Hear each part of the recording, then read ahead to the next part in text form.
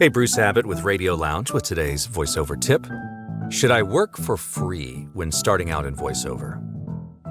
You know, starting a career in voiceover, it's exciting.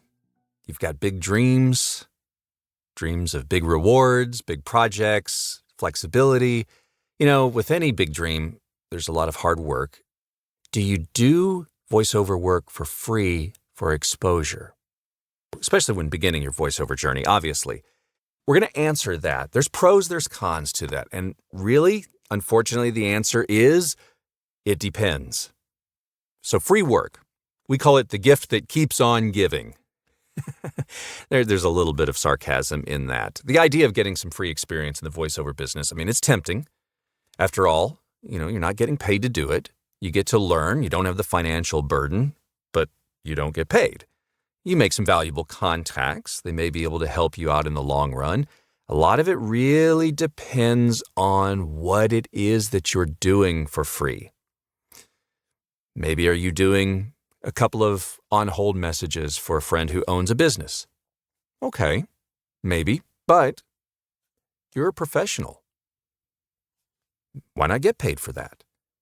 I would suggest not doing anything that is commercial work. I would suggest not anything that has to do with corporate marketing. I would suggest not doing any large projects.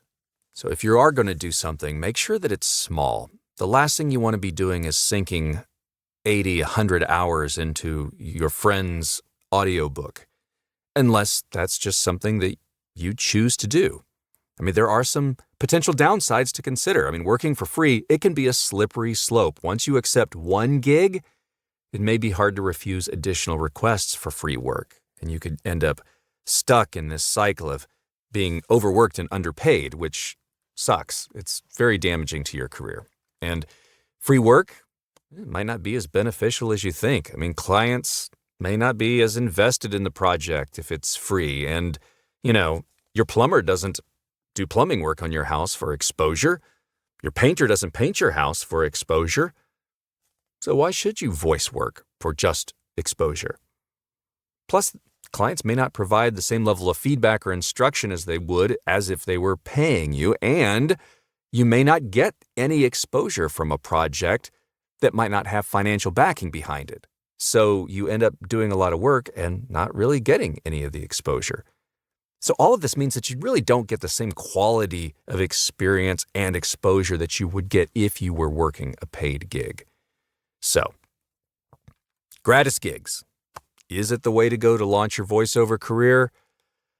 That's a personal choice. It depends on the individual.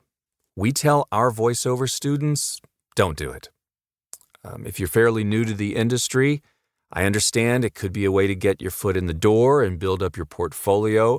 However, you could use that time better for creating samples, small samples, not necessarily demos, but specific samples like maybe a certain type of read in a certain type of genre or niche.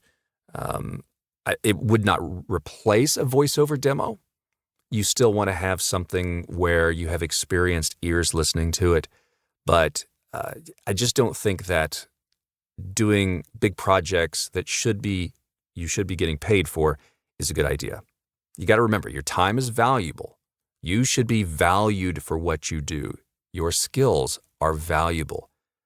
Now, if you decide to take on free work, you got to set boundaries. You got to make sure that you're not being taken advantage of. Experience tells me that so many times this happens. So clear boundaries up front. Establish a timeline for when the project will be completed. And maybe get an understanding up front that you'll do it right now for free, but if a project maybe extends a certain lifespan or certain usage or is put in certain platforms, maybe social media, that further compensation will be required.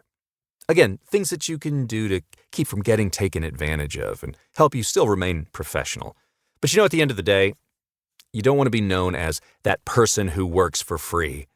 having a reputation of being willing to work for free, it's damaging. It could damage your career. It could make it hard to get paying gigs in the future. So taking on free work, yeah, it can be a one way to launch your voiceover career, but do it carefully.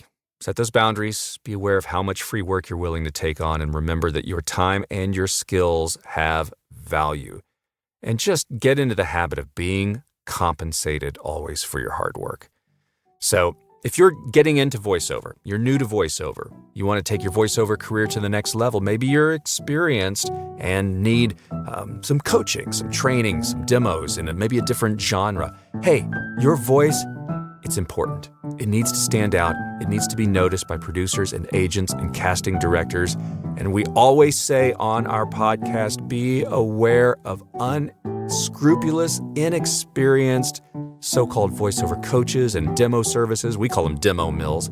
Our experienced team of experts, we're going to help you with voiceover training, and we're going to create a demo that showcases your unique talent, gets you on talent rosters, gets you in front of those talent agencies, gets you accepted to platforms online, and gets you work, just as we have done it for the past 25 years.